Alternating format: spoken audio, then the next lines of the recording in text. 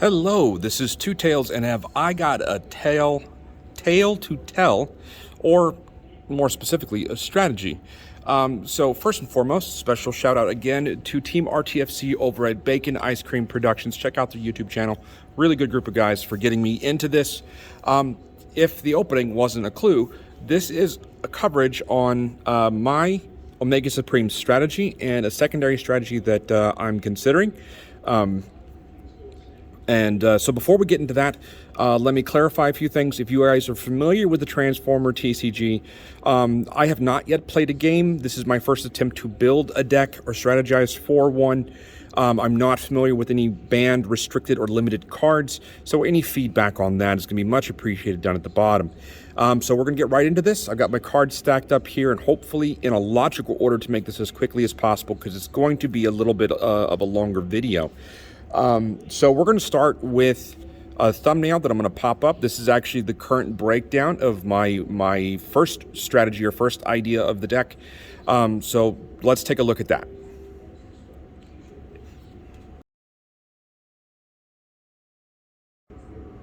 Okay, so as you can see from that thumbnail, the deck pip-wise is very, very well rounded and evenly spread out. Now, I've seen some comments elsewhere that this is not necessarily a good idea, that it's better to favor attack orange or defense blue, or maybe even pierce black.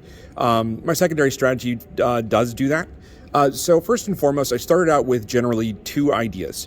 Number one, to get into bot mode as quickly as possible, Omega Supreme has that unique mechanic where your opponent has to shuffle his deck to combine him. And number two, to make sure that none of my cards had less than 2 pips. Well, the 2 pip thing went out the window because most of the cards I was looking at required stars, and that's when I started realizing building for Transformers was fairly complicated. Omega Supreme is a total of 22 stars, which means I only have 3 at max to work with. So I had to change that up. So I try to focus in on what I could do to make him last a bit longevity-wise while being well-rounded, and getting to transforming into his bot mode as quickly as possible. And the first thing that I came across was Heroic Spotlight. Now, this gives me 2 extra stars for specifically blue cards. And that's where the real fun thought of it comes into it at, because there is, of course, the armor of a Magnus, or Ultra Magnus's armor.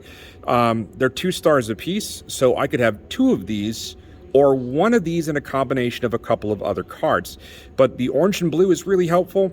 The 2 attack, 2 defense is really powerful, and the fact that it mitigates 1 effect damage, this makes it really tough, because this is a really strong piece of equipment. But with that being said, initially, I'm looking at using actions to get the effect of combination that I want. Leap of Faith, undeniably, is extremely helpful in that it allows you to play a card from the top of your deck, and then to do so again. I could run 1 armor and these 2, which is what I'm favoring doing in my design. So continuing with that theme, because it's going to be action heavy, brainstorm. Play an action, play another action. That's kind of self-explanatory in the strategy. So then we get to where I'm manipulating my opponent's deck. System reboot, scrap the hand, draw 4 cards for all players. You know, again, I understand the double-edged sword of this, renewing my opponent's hand. But again, the faster I get them to cycle their deck, the faster I get to the goal that I have, which is Omega Supreme. So that's where I get to Testify, which balances out the 3 blue from earlier with 3 orange. Each player draws 2 cards. Same double-edged sword. I'm going to embrace that. Again, let's make the opponent get to the bottom of their deck as quickly as possible. Work overtime. Omega Supreme has a lot of discard effects.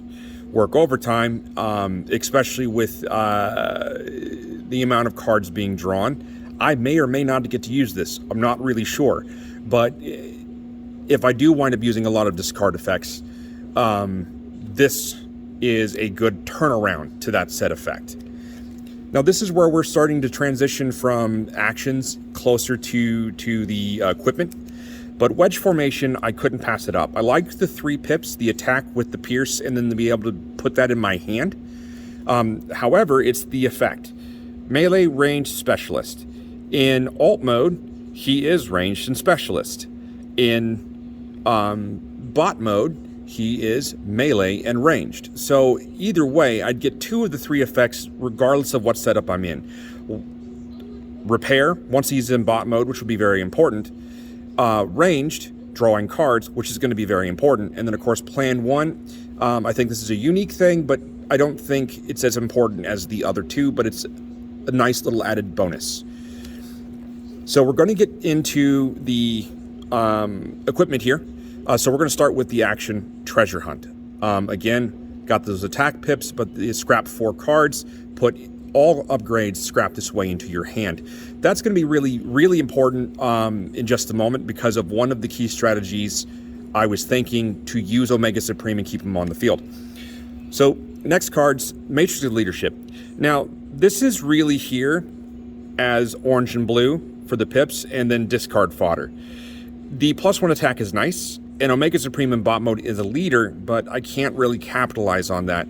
But it's also kind of funny because I had one of my youngest sons specifically said Omega Supreme should be a prime because he's obviously the biggest and the strongest. So in a way, I'm making his idea come true here. Couldn't pass this one up. Bot mode, 1 damage to all opponents. This is going to be something I talk about with the secondary strategy, but we're just going to move on from that. So Armed Hovercraft. Again, he's ranged in bot mode, and he's ranged in his alt mode. So the ability to put this on and do 1 damage to each enemy, this is something that's going to play in effect with the secondary strategy, but is also something I don't think you can just easily pass up for Omega Supreme. Now, this is an action card I've stuck in the middle of the equipment, and this is going to make more sense in just a moment. Scrap all upgrades, repair 1 damage from each character for each upgrade scrapped from it. So, yes, I think this applies to my opponent as well. And again, that's a double-edged sword there, but the ability to do damage to all opponents with the effect to heal Omega Supreme, this is going to make more sense in a whole lot. Now, I didn't get more than 1 because there's no pips here, and I don't want to have a whole bunch of blank pip cards in the deck. So this is where we get into repairing damage in mass quantity. Extra padding, adding tough 1. The important part here is not only can I put it into my hand, but I can put more than 1 into play, and I can stack up to 3 in a single armor slot. That works well with Attack Drone. 1 attack, multiple times to play this, stack 3 in each in a weapon slot, and then of course Triangulator. Focus 1 up to focus 3 because you can do more than 1 in a round, and you can have 3 in a utility slot. Now, this coupled with the salvage action that I showed earlier means that in a single turn I can repair 9 damage off of Omega Supreme as a bot, or potentially 3 damage from each of his components depending on how that actually all staggers out, or equip 1 of each of these to each of his 3 components. So there's a number of flexible ways to use that strategy, and I hope that comes out really, really well. I expect to take damage as Omega Supreme, so putting in 1 energy axe, +3 attack, pierce 2, defense pip. I think this is really good because of what I would expect to come from the actual game, but I only have 1 of these cards. And then we get into the more flexible type things. So combat training, this is really kind of my thought is for alt mode. Bold 1, tough 1 goes into a utility slot, but when he becomes a bot, why not use Staggering Might? Bold 1, tough 1 goes into a utility slot. But it's for 16 stars and up. So more discard fodder for individual mode as I'm trying to rush through the deck, but an advantage once he's actually in bot mode. And last but not least, thermal weaponry. I like this because it leverages the defense pip to give it pierce 1, and the +1 attack is nice. So that's the stack of cards and some of the strategy I have there, the idea of rushing through the deck to become Omega Supreme, and then using salvage to heal. Now, if we go back to the stackable equipment, it leaves me with one question. So if you read the effect for combining Omega Supreme, let me flip this one over. It says, opponent has to reshuffle their deck. If you have Omega Supreme spaceship or base on the field, or in the KO area, combine them into Captain Omega Supreme. So let me see if I can't find it.